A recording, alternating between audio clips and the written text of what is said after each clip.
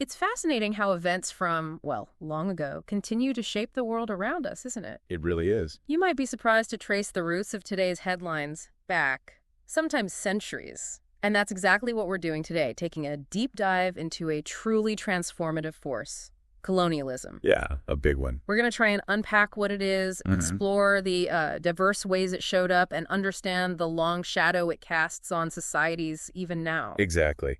And to guide our exploration, we're drawing on a couple of key resources. We have a pretty comprehensive overview from Wikipedia Okay. that gives us essential definitions, a historical timeline, and some of the core concepts related to colonialism. Right. Then we'll be zeroing in on a specific case study with an insightful academic article from IBBU journals. Ah, okay. Focusing on. It examines the impact of colonialism on social justice and the formation of class structures, specifically in Nigeria. Got it. So our goal today is to give you a really clear understanding of colonialism, its many facets, its enduring legacy. Without getting too bogged down in excessive detail, think of this as your essential guide, maybe, to grasping a fundamental aspect of global history and, well, its ongoing relevance. Sound good. Okay, so let's get right to it. When we talk about colonialism, what are we fundamentally describing? Right. Well, at its heart, colonialism is really about the establishment and maintenance of rule. Rule by one group over another. They have sovereign power, yeah, over a separate territory and its people. Our Wikipedia source emphasizes this control. Control, okay. Highlighting how it involves a country setting up and governing these, dependent territories, often called colonies. It's about one group exerting authority over another, very directly. And it's not quite the same thing as imperialism, is it? I mean, those terms often get used together, but there's a key difference, right? That's a crucial distinction to make, definitely. While they're closely related, imperialism is, broader. Broader how? It encompasses the political and monetary dominance of one state over others. And that can happen through formal means or informal ones. Colonialism, on the other hand, is more specifically about the physical occupation and direct administration of a territory. The boots on the ground, sort of? Exactly. Often with the aim of exploiting its resources and labor. Think of it like this. Colonialism is the act of physically building and running the colonial enterprise. The builder. Right. Whereas imperialism is more like the overarching strategy, the blueprint maybe, for expanding influence and control. They often work hand in hand, of course. That builder and architect analogy really makes the difference clear. Good one. Now, once a colonial power establishes control, it seems there wasn't just one way of doing things. No, definitely not. Wikipedia outlines several different types of colonialism, which I found particularly illuminating. Indeed. The Wikipedia entry details several distinct forms, each with its own characteristics and objectives. Like what? Well, one significant type is settler colonialism. This involves large-scale immigration. Lots of people moving in. Yeah, settlers who aim to essentially replace the existing population and establish a new society. We see historical examples of this in places like Argentina, Australia, Canada, the U.S., where significant numbers of Europeans migrated and fundamentally altered the demographic and social landscape. Right. In those cases, the goal wasn't just to control the existing population, but to create a whole new society.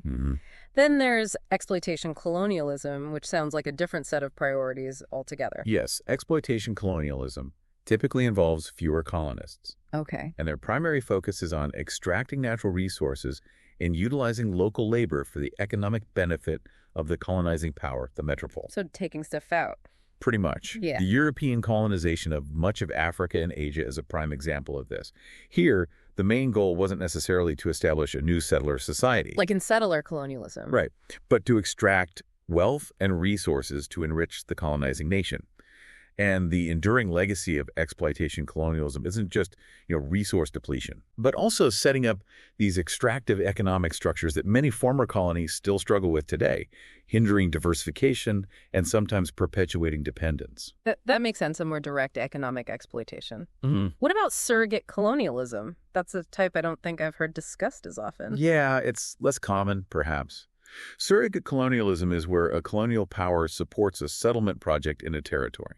Okay. But the majority of the settlers actually come from a different ethnic or national group than the ruling power itself. Oh, interesting. Like who? The examples often cited are Mandatory Palestine and, perhaps more controversially, the historical settlement of Liberia. It's a more indirect form of control, really, where the colonial power exercises influence through a kind of sponsored population. Interesting, kind of proxy settlement. Right. And then Wikipedia mentions internal colonialism.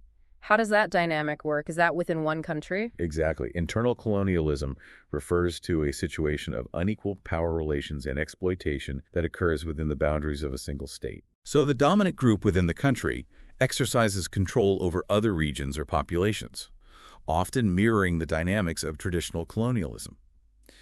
Jamaica is given as an example. Right.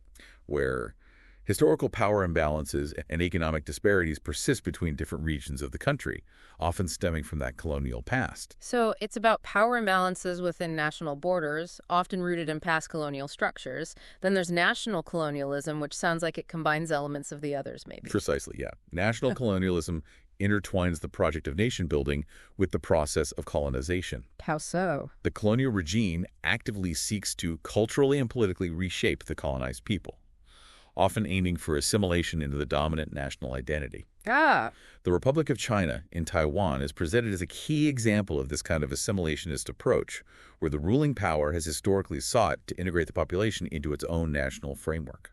it's almost like a forced cultural integration tied to political control. The last type mentioned is trade colonialism, which seems, well, primarily driven by economic interests. Yes, absolutely. Yeah. Trade colonialism focuses on establishing colonial ventures primarily to support and expand trade opportunities for the colonizing nation's merchants and economy. Makes sense. This was particularly evident in 19th century Asia. Think about the Opium Wars or the forced opening of Japan. Right. Western powers used various means, including military pressure, Yeah. to compel previously sort of isolationist states to open up to their trade. This really highlights how economic power could be a primary driver in establishing these colonial-like relationships. So a whole range of motivations and methods behind colonialism. Thinking about the timeline now, Wikipedia provides a really broad historical overview, going back much further than I initially realized. Indeed, colonialism isn't solely a modern phenomenon, not at all. The overview touches on medieval examples. Medieval, like what? Things like the Arab conquests and settlements, the Viking expansions across Europe, and even into North America, Wow. and the mercantile activities of Venetian and Genoese powers in the Mediterranean. Even the Crusader states in the Levant, or the Teutonic Order's expansion in the Baltic, are seen as medieval instances of establishing foreign control. It's quite a revelation to see how far back these dynamics extend, but the 17th century seems like a real turning point for European colonialism, doesn't it? Absolutely. The 17th century witnessed the rise of major European colonial powers, the Dutch, French, and English especially. Right, the big ones. They established significant overseas possessions, which would eventually evolve into vast global empires, particularly the British Empire, though Denmark and Sweden also had their own smaller colonial ventures during this period too. And then the American Revolution marked a significant shift, right? A first major wave of pushback against established colonial rule. Exactly. The American Revolutionary War in the late 18th century kicked off a period of decolonization in the Americas. Okay. It led to independent nations emerging and what's sometimes called the Second British Empire, which then focused more on Asia and Africa. And around the same time, the Spanish Empire, which had been dominant for centuries, largely collapsed in the Americas due to widespread independence movements. But that certainly didn't signal the end of colonialism globally, did it? Wikipedia highlights new colonial powers popping up in the 19th century. No, far from it. The 19th century saw the rise of new European colonial powers like Germany and Belgium, particularly during the scramble for Africa. And it's crucial to remember the land-based empires, too, like the Habsburg, Russian, and Ottoman empires. Yeah. They expanded by conquering neighbors, not just overseas ventures, Right. although Russia did have colonial activities in North America. And Japan also started to emulate European powers, expanding its influence. In Asia and the Pacific? Yes, and the United States acquired overseas territories, leading to discussions of American imperialism. The scramble for Africa, that's a truly pivotal and, well, often brutal period that reshaped the continent. Wikipedia gives us a sense of the sheer scale of colonialism at its peak, just before World War I. Yes, it's quite staggering. By 1914, the global colonial population was immense, estimated around 560 million people. Wow. And a huge chunk of them, 70%, resided within the British Empire. That just underscores its vast reach. Incredible. But the French, Dutch, and Japanese empires also controlled significant populations and territories. And even countries not formally colonized, like Siam, China, or nominally independent states, often experienced significant Western influence through things like concessions and unequal treaties. So pervasive influence. And then World War I and its aftermath brought another set of huge changes to the global colonial map. Absolutely. After the war, the victorious Allies redistributed the colonies of the defeated German and Ottoman empires as League of Nations mandates.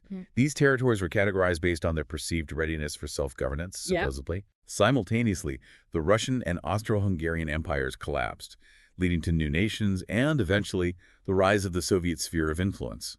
And even Nazi Germany briefly established colonial-like control in parts of Eastern Europe during the early 1940s. So colonialism has this incredibly long, complex, and multifaceted history. Now, let's shift gears slightly and turn our attention to that academic article focusing specifically on Nigeria. Okay. How does it illuminate the particular impact of colonialism on social justice and the development of class structures in that specific context? Well, the article from IBEJ Journals looks at this through the lens of conflict theory. Conflict theory, like Marx. Exactly, drawing on foundational ideas from thinkers like Karl Marx. Conflict theory, as the article explains it, basically posits that societal conflict comes from struggles between different social classes who have competing interests and unequal access to resources and power. This framework is really useful for understanding how imposing colonial power structures fundamentally altered the pre-existing social arrangements in Nigeria. Right. Because pre-colonial Nigeria obviously had its own established social systems, its own hierarchies. How did colonialism disrupt those? The article highlights how colonialism fundamentally disrupted those pre-colonial communal systems. A key thing was introducing wage labor. Ah, okay. Paid work. Yeah, a very different way of organizing work and distributing resources compared to traditional communal practices. This shift led to new class relations based on ownership and employment. And importantly, it entrenched new forms of inequality, traditional social hierarchies, customs they were often undermined or just replaced by a system that primarily served the colonizers' interests. And it wasn't solely about economics, was it? The article also points to the imposition of foreign ideologies and institutions. Exactly. Colonialism involved the deliberate imposition of foreign ideologies and institutions, political, economic, social. Package. Pretty much. Yeah. And this further exacerbated these emerging socioeconomic disparities. The article notes, for instance, how formal education systems were set up, often aiming to instill European values and attitudes, frequently at the expense of indigenous knowledge systems and cultural practices. And how did the class structure in Nigeria specifically evolve under this colonial regime? Did new classes emerge? Yes.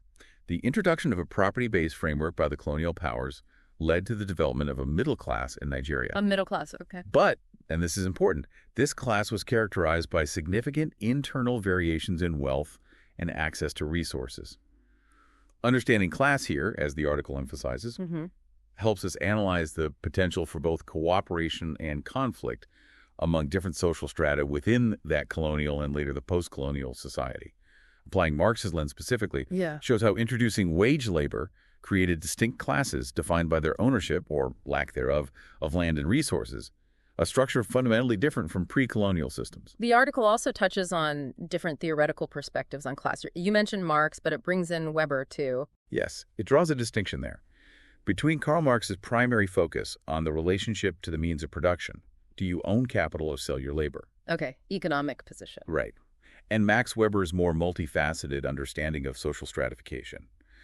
Weber argued that class isn't just about economics. What else, then? It's also determined by differences in social status, like prestige, social honor, and power, the ability to influence others. Ah, okay. Status and power, too. Yeah. Though for the purposes of this specific study, the article primarily adopts an economic definition of class, focusing on shared positions within the economic system. But Weber's inclusion of status and power helps us understand how, even within those new economic classes, colonial policies created hierarchies based on race, access to colonial institutions, things like that. So colonialism essentially laid the foundation for a new kind of social hierarchy in Nigeria. How did this manifest geographically, particularly in the relationship between, say, urban and rural areas? This is a really crucial point the article highlights. Colonialism inadvertently institutionalized a hierarchical social order that significantly favored urban centers in Nigeria over rural areas. Why was that? Several interconnected factors. The monetization of the economy, for one. Then the concentration of wage employment opportunities, mainly in urban areas. Okay. And also the primary establishment of formal education and other modern institutions in these urban locales first. And these inequalities between urban and rural areas. I mean, that sounds like something that persists in Nigeria even today, doesn't it? Absolutely. The article underscores the enduring inequalities. Big differences between urban and rural Nigeria in terms of access to essential services, quality education, healthcare, Yeah. as well as broader economic opportunities. And these socioeconomic disparities, the article contends, also have significant political ramifications. Like what? Urban populations often end up wielding disproportionate influence in national political processes compared to their rural counterparts. It's really striking how deeply colonialism's impact on social structures in Nigeria continues to resonate. Okay, let's shift focus a bit now and discuss the broader cultural and linguistic impact of colonialism. Our Wikipedia source touched on this, and I know other academic work delves into it too. Right. Colonial powers weren't just concerned with economic and political control. They actively sought to spread their own social and political belief systems too. Mm-hmm. This often involved propagating ideologies that asserted racial and gender superiority. To justify the whole thing. Exactly. Yeah. Used to legitimize and maintain colonial rule. Wikipedia mentions those pseudoscientific theories that were prevalent at the time, like craniology and phrenology. Oh, right. Measuring skulls and bumps on the head. Yeah, completely erroneous stuff Yeah. used to support discriminatory ideas and hierarchies. These theories, even though they're totally discredited now, had such a profound and damaging impact on how colonizers viewed and treated colonized populations, creating and reinforcing racist hierarchies. And this concept of othering becomes really relevant here, doesn't it? Yes, othering is absolutely fundamental to understanding the cultural impact. Mm. Colonial powers actively constructed a separate, subordinate identity for colonized populations, Oh, so? portraying them as fundamentally different, non-normal, in order to justify exploitation and domination. A classic example is the construction of a rigid East-West dichotomy, Right. where the West was positioned as civilized, rational, superior, and the East was often depicted as exotic, irrational, inferior, and so on. And language, of course, played an absolutely massive role in this whole process. The article on linguistic resistance in Nigeria you mentioned sounds particularly insightful here. It truly is. The article explores the complex and frankly ongoing debate among Nigerian authors, intellectuals, and the broader society. About language use. Yes, about whether to prioritize using imperial languages, mainly English, Right. given Nigeria's colonial history, or to revitalize and promote the use of native Nigerian languages in literature, education, public life. That's a big debate. Huge. Some advocate for a complete return to indigenous languages as a crucial step in decolonization and reclaiming cultural identity. But others have found ways to push back against colonial linguistic dominance from within the imperial language itself, right? The article mentioned this concept of appropriation through abrogation. Exactly that. Appropriation through abrogation, as articulated by post-colonial critics like Ashcroft, Griffiths, and Tiffin. It describes how native writers strategically adopt and adapt the standard colonial language. Adapt English, in this case. Yes, to express their own unique experiences, perspectives, cultural realities, by deliberately altering it, subverting it, infusing it with indigenous elements. They can challenge the Eurocentric norms and power structures often embedded within that language. This act of reclaiming language isn't just about words. No. It's a fundamental challenge to the colonizer's power to define reality itself. It's about taking the linguistic tools of the colonizer and using them in new, powerful, resistant ways. The article also touches on how language itself shapes our understanding of reality, doesn't it? Yes, absolutely. Crucial point. Language isn't just a neutral tool for communication. It actively constructs our perceptions, our understanding of the world. Right. The article points out how colonial languages were frequently used to create pejorative meanings, negative stereotypes for the other, the colonized population, thereby reinforcing those colonial ideologies. It mentions Fanon. Yes, it brings in Frantz Fanon's powerful experience of being reduced to a racial stereotype by a child on a train, Ah, yes. poignantly illustrating how language can dehumanize. Yeah. And it also references Macaulay's infamous and, frankly, derogatory views on Indian languages. Macaulay's Minutes. Precisely, which aim to establish English as the superior language of knowledge, governance, social advancement, all of that. But post-colonial writers in Nigeria and across the globe have been incredibly creative and resilient in pushing back against this linguistic dominance. Absolutely. Postcolonial writers in Nigeria and other formerly colonized nations have creatively embraced and transformed English. It's often referred to as linguistic hybridity. Hybridity. Okay. To authentically express their native experiences, seamlessly blending indigenous forms of expression, storytelling traditions, cultural nuances with the adopted language. They weren't just mimicking European literary tradition. No, they're creating something new. Exactly. Forging new, hybrid forms of expression that reflect their unique cultural realities and challenge the singular dominance of the colonial language.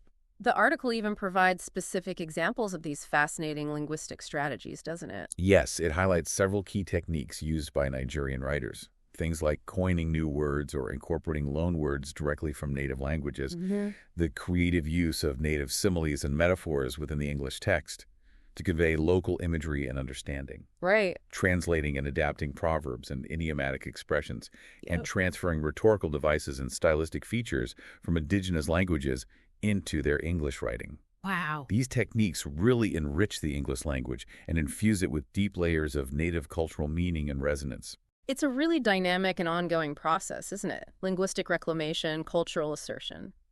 Okay, finally, let's briefly touch on some other significant impacts of colonialism that our Wikipedia overview brings to light. Sure.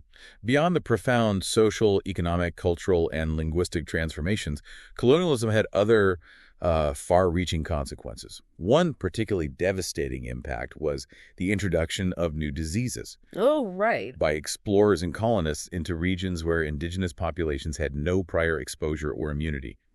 Epidemics like smallpox in the Americas and Australia Devastating. resulted in catastrophic death tolls and had long-lasting demographic and social consequences.